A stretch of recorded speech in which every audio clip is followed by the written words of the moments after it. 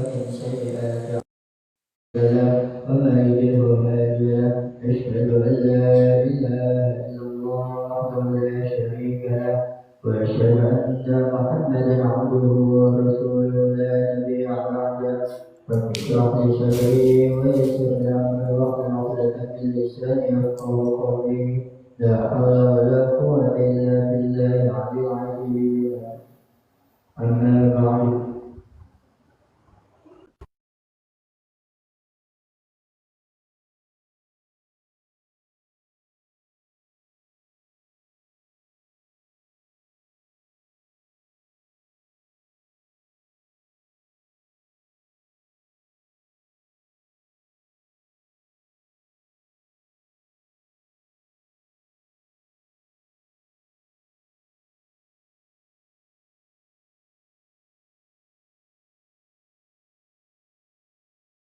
Muhammad Sallallahu Alaihi Wasallam yang telah membawa kita dari jalan jahiliyah menuju jalan Islam.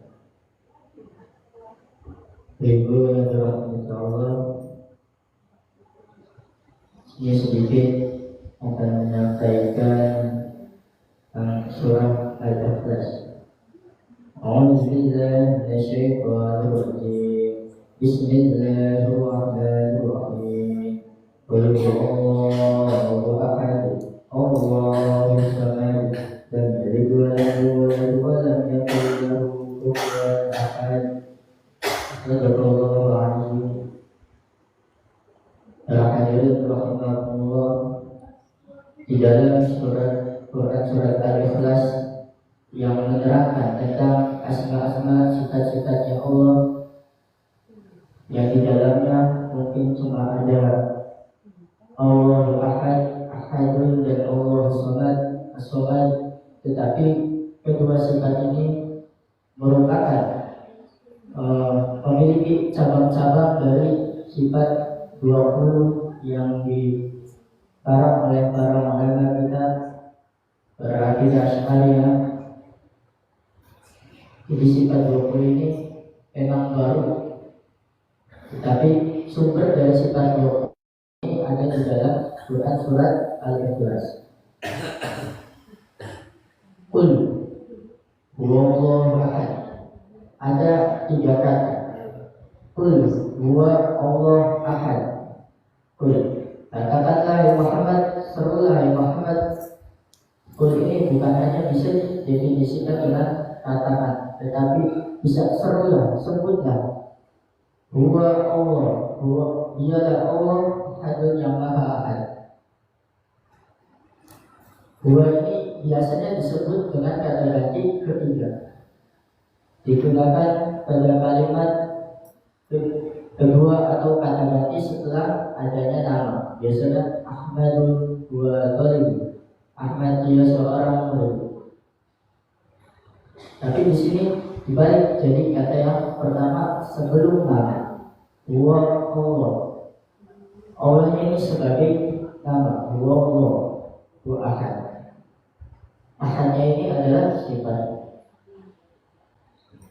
Huwa jika diletakkan di depan nama yang zahir atau yang nyata tertulis, maka huwa pada Allah ini bukanlah berarti nama ganti, melainkan namanya itu sendiri, melainkan namanya Allah.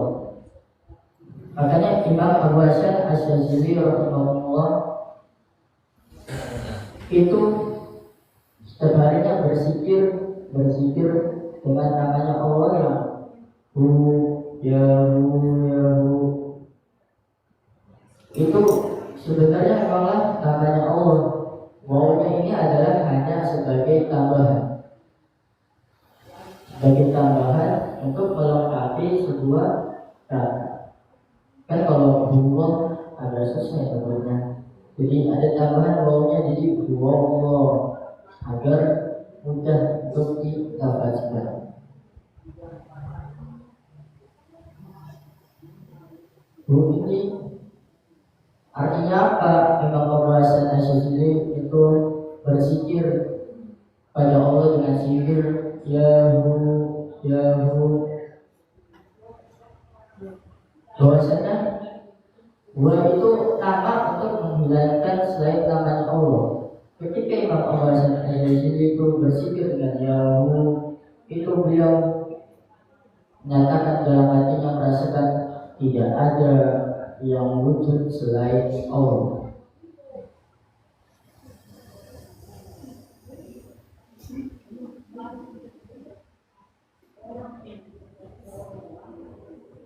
Kenapa bersikir dengan nama-namanya Allah? Karena Allah sendiri memerintahkan di dalam Quran surat Al-Isra ayat terakhir. Qul Allah, qul Rahman. Serulah Allah, serulah nama Allah, atau serulah Rahman, serulah Rahim. Ayyamma tad'u falahul asmaul husna. Atau dari nama-namaku yang baik-baik, yang memiliki nama-nama yang sempurna. Sebutkan bahwa Rasulullah menyatakan nama-nama Allah itu ada 100 dikurangi 1, jadi 99. Ya, yang telah dilatih oleh para ulama kita dan kita pernah mengetahui. Maka dari itu sering-seringlah dibaca Asmaul Husna. Mau itu 99 semuanya dibaca ataupun salah satunya saja. Tidak apa. Bapak Ibu mau gimana? Bisa mau sukses, bisa baca, bisa mau kaya, bisa baca ya Fattah, ya Razzaq, ya Ghani, ya Mughni. Wahai Zat yang Maha Membuka, bukakanlah rezeki hamba. Ya Razzaq, wahai pemberi rezeki, berilah rezeki kepada hamba dengan rezeki yang berkah. Ya Ghani, wahai Zat yang Maha Kaya. Ya Mughni, wahai Zat yang Maha memperkayakan, maka kayakanlah hamba dengan kekayaan yang berkah. Mintanya kayanya berkah. Kalau limpah tetapi tidak berkah, maka itu bisa terjerumus kepada selain Allah. Tapi kalau berkah, insya Allah hartanya digunakan di jalan Allah. Apa ciri-cirinya orang yang kaya yang diberkahi dan tidak diberi berkah?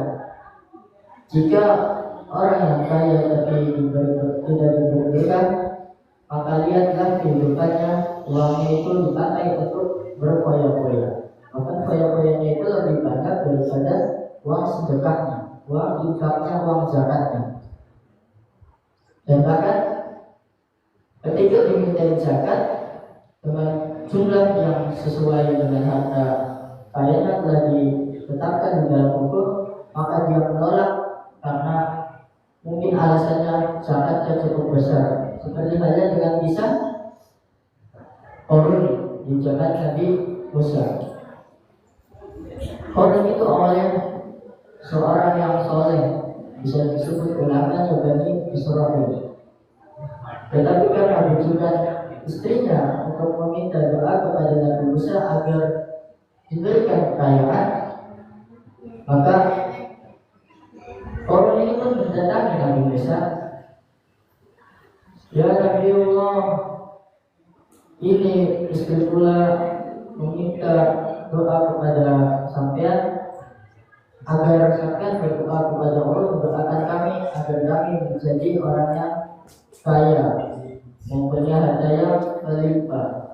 Didoakanlah oleh Nabi Musa. Setelah itu Qarun sudah menjadi seorang yang paling kaya di antara Bani Israil yang lainnya. Maka ketika dimintai zakat oleh salah seorang muridnya Nabi Musa, utusannya Nabi Musa, dengan jumlah yang sangat besar menurut pandangannya Qarun, itu dia menjadi enggan untuk membayar zakat. Dan bahkan istrinya pun mewanti-wanti suaminya, mewanti-wanti Qarun untuk tidak lagi mendekati kepada Nabi Musa. Ajar-ajar para Nabi Musa pun dijaluki, makanya juga zakatnya bisa-bisa. Qarun pun berkata, ini adalah hasil usahaku, bahwa sesungguhnya Kita ini hanyalah berusaha, yang memberikan rezeki itu hanyalah Allah. Jadi rezeki itu tidak bisa diatur-atur. Kita mau sekian, yo, tidak bisa. Yang penting kita usaha terlebih dahulu. Hanya jadi karena pengaruh istrinya Korun jadi berbalik membangkang kepada Nabi Musa. Bisa didefinisikan, ya mohon maaf ibu-ibu. Ya, perempuan memang di budaya yang sangat dasar untuk para lelaki. Ya, itu adalah definisi orang yang diberi kekayaannya melimpah tetapi tidak disertai dengan keberkahan. Beda lagi dengan seorang yang diberi kekayaan yang disertai dengan keberkahan. Seperti contohnya sahabat Utsman bin Affan, Abu Bakar As-Siddiq, Abdurrahman bin Auf. Jadi seorang saudagar yang kaya, tapi dengan diberinya keberkahan itu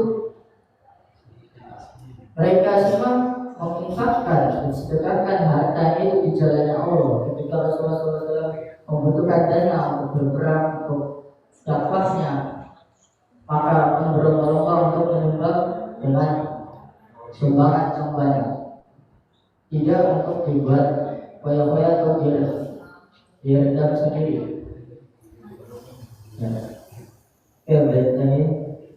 Jadi Allah itu memerintahkan kita untuk menseru namanya, menseru sifatnya.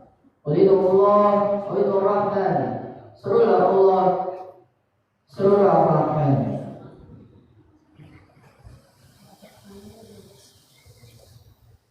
Jika huwa sebagai nama dan mau itu sebagai tambahan, berarti yang ada hanya hunya saja. Maka hu ini boleh disebut dengan panggilan, seperti halnya dengan ya abasan as-sajid. Lalu ada kalimat kata kedua Allah. Setelah ada Allah, Allah. Jadi siapa yang menamakan Tuhan kita itu Allah?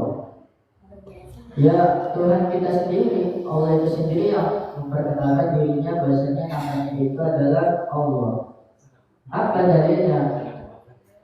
Di dalam Quran surat Taha Allah berfirman ayat 14, Auzubillahi minasyaitonirrajim. Perhatikan kalimatnya, Innani atallaha la ilaha illa ana fa'budni wa aqimis sholata li dzikri. Ini jare Gusti Allah, Innani atallaha, sesungguhnya aku ini Allah, la ilaha illa ana, tidak ada Tuhan selain aku. Fa'budni, maka sembahlah aku wa aqimis sholata li dzikri, dan dirikanlah salat untuk mengingatku.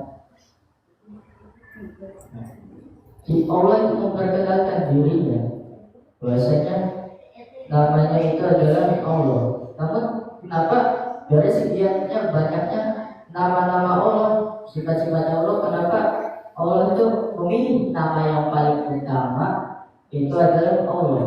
Sebenarnya apa di balik rahasia?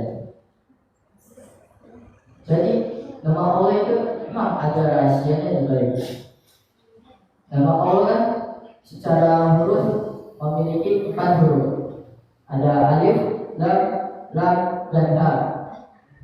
Nah, jika kita hapus satu persatu huruf awalnya, kita hilangkan satu persatu huruf awalnya, maka kita akan menemukan di dalam Al-Quran ayat-ayat yang menisbatkan kepada Allah itu sendiri. Mari kita perhatikan. Jika 4 huruf sempurna, maka akan berlafaz Allah. Ya tentu kita banyak bisa menemukan dalam Al-Quran Allahu la ilaha illa huwal hayyul qayyum. Allah tidak ada Tuhan selain Dia yang Maha Hidup, yang Maha dan sebagainya. Jadi Allah itu ya memang ada di dalam Al-Quran. Lalu kita hilangkan satu lagi, hilangkan huruf pertamanya yakni alif, maka tersisa 3 huruf yakni lam, dan ha. Lam, dan ha ini kita akan menemukan dalam ayat Al-Quran yang mengisbatkan lagi kepada Allah. Lillahi ma fis samawati wa ma fil ardh. Milik Allah lah apa-apa yang di langit dan apa-apa yang di bumi. Ya. Milik Allah ya, walaupun tidak ada alifnya, tersisa 3 huruf masih bisa dinisbatkan kepada Allah. Lalu kita hilangkan lagi hurufnya. Huruf yang kedua kita hilangkan, yang pertama ya kita hilangkan, maka tersisa 2 huruf. Lam dan kita pun akan menemukan dalam ayat Al-Quran, lahu ma fis samawati wa ma fil ardh. Bagi Allah lah apa-apa yang di langit dan apa-apa yang di bumi. Lahu. Ya. Jadi 2 huruf aja ini kita hilangkan 2 hurufnya, maka masih menisbatkan kepada Allah. Kita hilangkan lagi huruf ketiga, yaitu huruf lam yang kedua, maka tersisa 1 huruf, yaitu huruf ha. Ha-nya di sini kayak tadi ha itu adalah nama. Ketika ada ditambahan mau menjadi dhamir 2, 3, maka kita akan menemukan Quran ya tadi huwallahu ahad, huwallahu allazi la ilaha illahu, huwallahu ahad, ya Allah yang maha ahad. Bunyi ini buatnya ini sebagai dhamir, karena jika tidak ada waw maka sebutnya nama dia.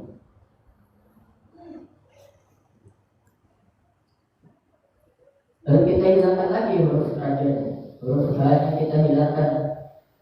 Kalau hilangkan semua ya Pak, sudah tidak tampak lagi, tidak ada huruf lagi. Maka sesuatu yang tidak terlihat, sesuatu yang tidak nampak dikatakan ghaib. Sesuatu yang tidak terlihat dinamakan ghaib. Ghaib inilah salah satu dari nama sifatnya Allah yang maha ghaib. Allazina yu'minuna bil ghaibi, itu orang-orang yang beriman kepada yang ghaib. Yang ghaib ini dinisbatkan lagi kepada Allah Subhanahu wa taala. Cuma walaupun sudah ada, tidak ada Allahnya lagi masih karena nisbat kepada Allah.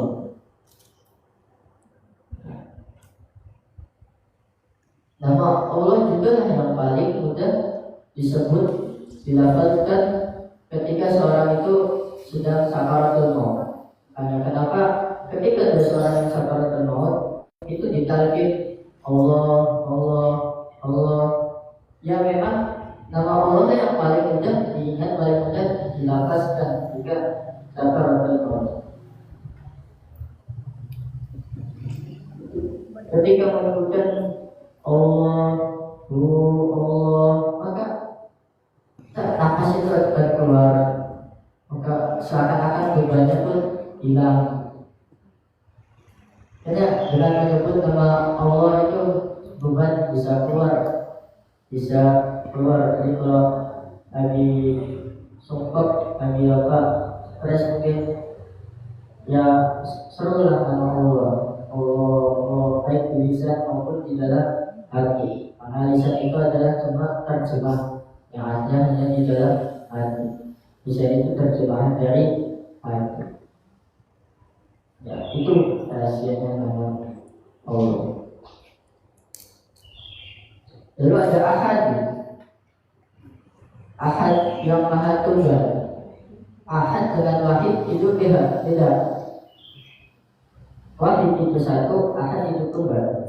Kalau satu masih ada duanya, tapi kalau tunggal tidak ada duanya.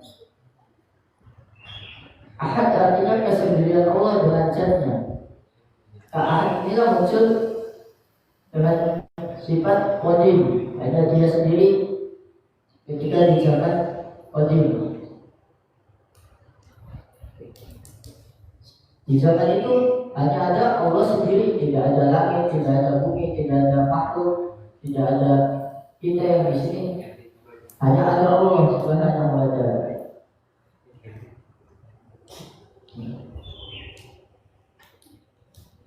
Maka disebutkan ahad itu definisinya ma la yasbiqu ahadun adam.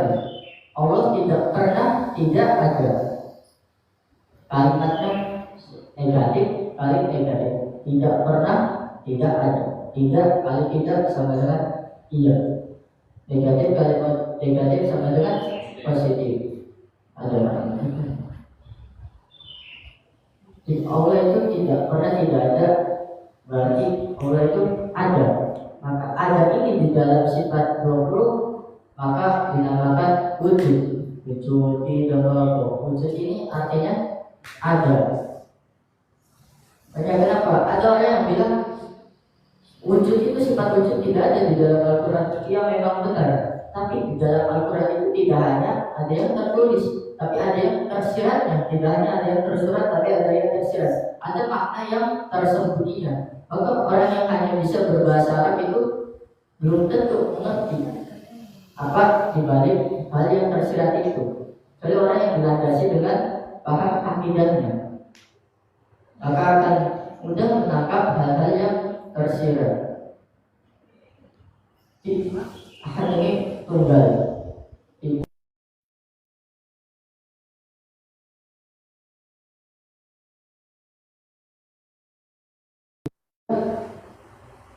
Qadim, bako kekal, qadim terdahulu. Yang terdahulu itu sebelum sesuatu ini ada, karena yang menciptakan itu Allah. Qadim dulu.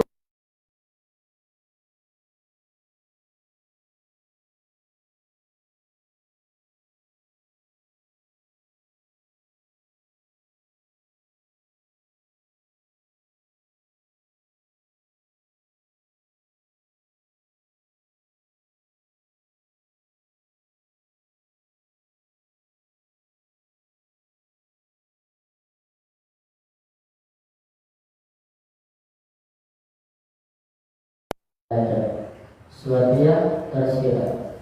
Makanya kalau misal belajar Al-Quran atau hadis itu yang memang harus ada guru yang tidak mentang-mentang kita melihat terjemahannya saja, terjemahannya lalu mengambil suatu hukum berdasarkan terjemahannya, bahwa di setiap yang tersurat pasti ada yang tersirat.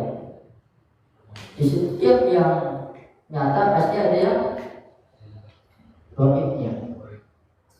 Itu ada pesan yang tersirat. Seperti halnya di dalam kehidupan itu kita diberi ujian oleh Allah, diberi masalah cobaan. Menurut pandangan kita itu adalah hal yang terburuk. Maka kita akan merasakan hal yang sakit.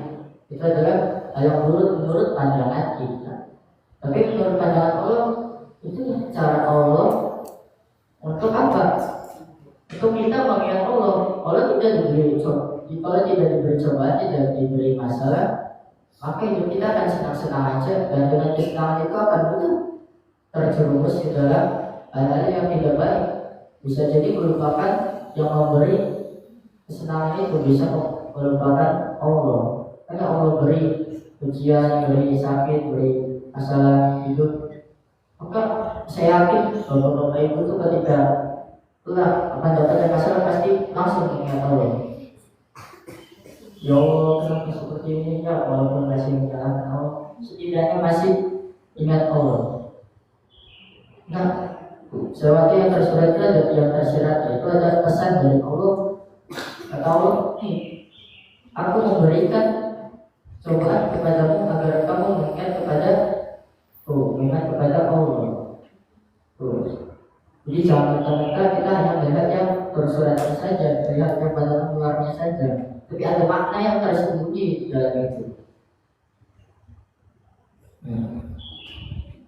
Dari sifat ahad inilah muncul sifat nafsiyah, yaitu wujud satu, sifat salbiyah, tidak baqa, wahala, fatul hawadisi. Dengan Allahnya ahad, waktu itu tunggal, maka tidak ada yang serupa dengan Allah, tidak serupa dengan makhluknya, karena makhluk itu diciptakan, sedangkan Allah yang maha pencipta, jadi tidak serupa. Allah inilah yang disebut akidah Asy'ariyah. Allah itu tidak bertempat, tidak berwaktu. Ya. Karena Allah yang menciptakan tempat ada yang menciptakan waktu.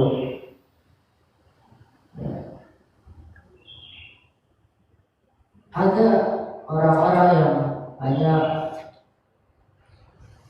membaca ayat-ayat Al-Quran dengan memahami artinya saja, tetapi tidak dengan maknanya. Bahwasanya Allah itu bersemayam di atas arsy. Sejak kapan? Kan Allah itu tidak butuh arsy untuk penyangganya, tapi arsy-lah yang butuh kepada Allah. Dengan adanya Allah, arsy itu bisa ada, bisa diciptakan. Kalau tidak adanya Allah, maka arsy tidak ada diciptakan. Tapi Allah tidak pernah tidak ada, selalu ada terus. Kan kenapa yang mengatur alam semesta ini dibantu oleh malaikat? Bukan Allah butuh bantuan kepada malaikat, tapi malaikat itulah butuh pada Allah. Malaikat itu butuh kerjaan untuk taat kepada Allah, karena taat kepada Allah itu adalah hal kenikmatannya tiada tara.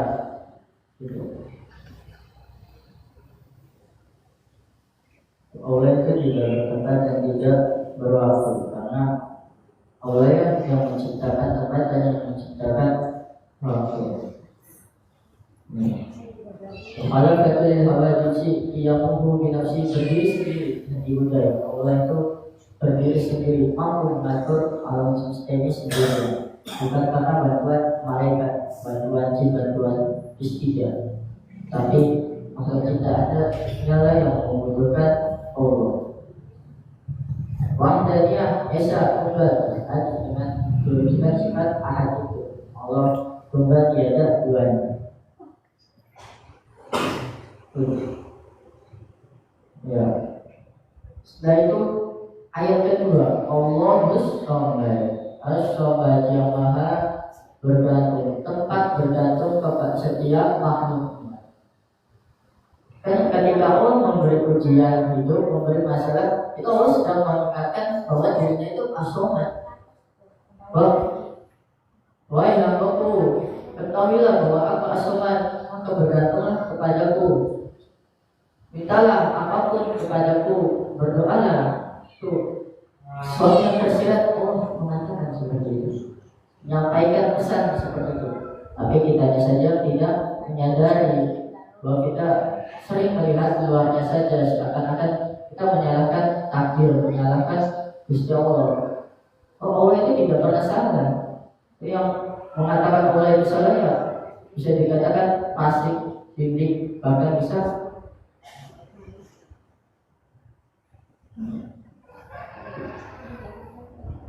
dari As-Somad inilah maka muncul cabang-cabang sifat ma'ani dan maknawi. Kudrat, irodat, ilmu, hayat, sama, basar, alam. Kudrat berkuasa, irodat berkehendak, ilmu mengetahui, hayat hidup, sama, mendengar, basar, lihat, alam berfirman. Dari sifat ma'ani tujuh inilah Allah memberikannya kepada kita, mengajarkan kepada kita, menitipkannya kepada kita. Jadi kita ini jadi bisa berkuasa, bisa berkehendak, bisa berkuasa, melakukan segala sesuatu, berkehendak untuk memutuskan sesuatu masalah, solusi, memutuskan keputusan. Dengan ilmu kita jadi bisa mengetahui ilmu-ilmu hayat, kita bisa diberi kehidupan. Besok sama kita bisa mendengar, besok kita jadinya bisa melihat, kalau kita bisa berbicara. Di semua itu ada campur tangannya As-Somad. Allah tetap bergantung, ada campur tangannya As-Somad, bukan kita yang bergerak, tapi Allah yang menggerakkan kita. Kenapa Allah yang menggerakkan kita? Tuh rambut kita tumbuh, kehendak kita bukan kan? Rambut itu tumbuh dengan sendirinya atas kehendaknya Allah, atas kuasanya Allah. Kalau tidak ada atas kuasanya Allah, Ya tidak ada ini. Jadi kita tidak punya apa-apa di dunia ini, walaupun hanya satu helai rambut. Biasanya semua itu ada campur tangannya Allah. Kita ini sebagai makhluk itu adalah seorang makhluk yang lemah, yang diberi kekuatan kuasa oleh Allah Subhanahu wa taala, yang diberi kehidupan oleh Allah Subhanahu wa taala. Maka dari itu ada sebuah makna yang kaunuhu qadirat, kaunuhu wahidat, kaunuhu ilmun ayat sami'an basyar mutakaliman. Maksudnya tidak ada yang berkuasa melainkan hanya Allah lah yang berkuasa. Tidak ada yang berkehendak, hanya Allah lah yang berkehendak. Tidak ada yang bisa mengetahui segala sesuatu, hanya Allah lah yang maha mengetahui segala sesuatu dan memberikannya kepada hamba-Nya. Tidak ada yang bisa mendengar, tidak ada yang bisa melihat kecuali hanya Allah Subhanahu wa taala. Tidak ada yang bisa berbicara kecuali hanya Allah Subhanahu wa taala. Di semua itu ada campur tangannya Allah, ada kehendaknya Allah. Kita tidak, bukan kita yang sebenarnya melakukan ini. Gerak kita ini ya atas izin Allah. Ada af'alullah, ada af'alnya Allah, gerakannya Allah. Allah yang maha menggerakkan. Jika Allah tidak tidak memberi pendengaran, tidak memberi penglihatan, maka makhluk itu bisa buta, bisa tuli. Maka dari ini sebenarnya kita itu tidak mempunyai apa-apa, tetapi kita tuh dipinjamkan, dititipkan oleh Allah. Yang mana ketika suatu itu dipinjamkan, maka pasti ketika sudah saatnya, sudah waktunya, maka akan dikembalikan. Ketika sudah waktunya, maka kita akan tidak bisa berpuasa, kita akan lemah lagi, sakit parah kan kita akan lemah. Jadi kita tidak bisa bekerja, kalau pikiran kita mungkin sudah bisa lagi diambil oleh Allah, tidak mengetahui apa-apa. Jadi tidak mengetahui lagi segala sesuatu. Lupa ini yang adanya lupa menunjukkan bahwa Allah mengambil dari sedikit kita untuk mengingatkan kepada kita bahwasanya Allah itu hanya yang maha mengetahui, tidak ada yang mengetahui selain hanya Allah. Jadi jangan mengaku mengetahui. Ayat tidak ada yang hidup kecuali hanya Allah. Jika ayat itu yang dipinjamkan kepada, yang dititipkan kepada kita, jika waktunya sudah habis, maka akan ditarik oleh Allah, diambil lagi oleh Allah, dan kita pun akan meninggalkan dunia ini. Dunia ini tidak abadi, kita semua pun akan sama-sama merasakan kematian. Dengan meninggal itulah sudah tidak lagi bisa mendengar, tidak lagi bisa melihat, tidak lagi bisa berbicara, tidak lagi bisa berkuasa gerak. Sudah jasadnya sudah tidak bisa apa-apa, yang ada digunakan oleh sama manusia. Dari dua sifat Allah saja yang Ahad dan Somad ini muncul sifat 20 bagi Allah. Jadi siapa yang mengetahui makna surat Al-Ikhlas, maka dia mengerti sifat wajib 20 bagi Allah. Jadi ya sebenarnya kalau misalnya sifat 20 sifat wajib bagi Allah, jika jelas yang dijabarkan lebih lanjut itu, maka akan panjang, lebih panjangnya surat Al-Ikhlas. Ini baru dua aja sudah panjang, tapi ini intinya saja bahwa mengetahui makna surat Al-Ikhlas, maka kita sudah atam mengetahui sifat wajib bagi Allah yang 20 ini. Jadi akad itu muncul sifat nafsiyah dan salbiyah. Sobat itu muncul sifat maknawi dan maknawi. Sifat 20 ini yang dikarang oleh ulama berijtihad, ulama akidah Asy'ariyah dan Maturidiyah. Imam Asy'ariyah berijtihad dalam sifat nafsiyah dan salbiyahnya. Imam Maturidiyah berijtihad dengan sifat maknawi dan maknawiyahnya. Karena akidah ini adalah akidahnya Asy'ariyah dan Maturidiyah. Mazhabnya mazhab Syafi'iyah, mazhab Syafi'i. tasawufnya kepada Imam Junaid al-Baghdadi atau bisa Imam Ahmad al-Ghazali. Ya, jadi untuk Bapak Ibu hadirin sekalian, rukun wajib bagi Allah sudah terhatam mengetahuinya, karena dengan dua sifatnya saja muncul cabang-cabang sifatnya Allah. Ya, mungkin cukup sekian. Semoga apa yang disampaikan bisa bermanfaat bagi kita semua. Banyak kesalahannya, kalau mohon maaf ya, karena memang hanya manusia biasa yang dititipkan pengetahuan oleh Allah untuk disebarluaskan lagi. Jika itu tidak diberi mata, maka tidak mengerti apa-apa. Jadi jika ada kesalahannya mohon dimaafkan. Yang benar adalah datangnya dari Allah Subhanahu wa Ta'ala. Ada pepatah mengatakan, unsur maqala wala tanzur man qala. Lihatlah apa yang disampaikan dan janganlah lihat siapa yang menyampaikan. Lihatlah apa isinya yang disampaikan dan janganlah lihat siapa yang menyampaikan. Ya. Ambil sisi baiknya, ambil manfaat yang baiknya dan tinggalkan yang buruknya. Wallahu a'lam bishawab. Billahi taufiq wal hidayah. Assalamualaikum warahmatullahi wabarakatuh. Waalaikumsalam warahmatullahi wabarakatuh. Asyhadu an la ilaha illallah, astaghfirullah, nas'aluka al-jannata wa na'udzubika minan nar. Asyhadu an la ilaha illallah, astaghfirullah, nas'aluka al-jannata wa na'udzubika minan nar.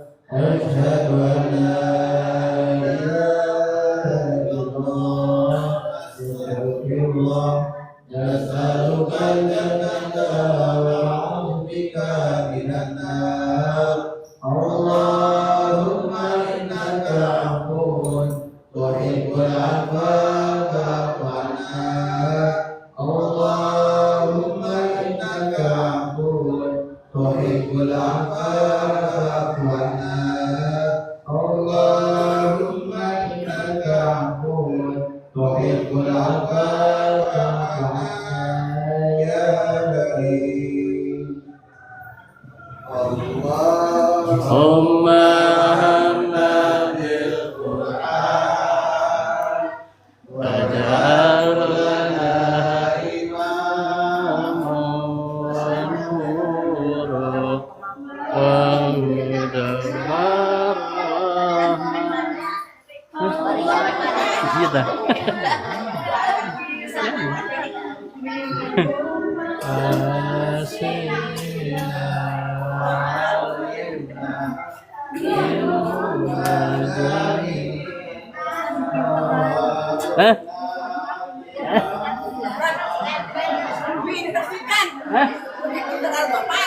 Iya, alhamdulillah.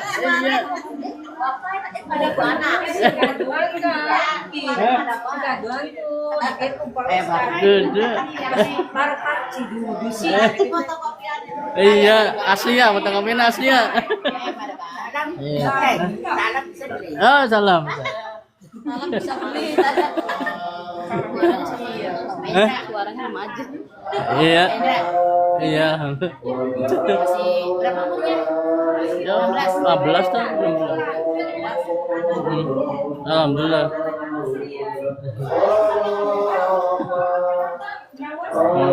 Allahumma zakirna. Namanya mana? Namanya apa? Siapa? Iya, live-nya ini TikTok-nya. Muhammad Indra Sucipto. Muhammad Indra Sucipto. Mantap. Nanti follow. Iya, iya, amin, amin.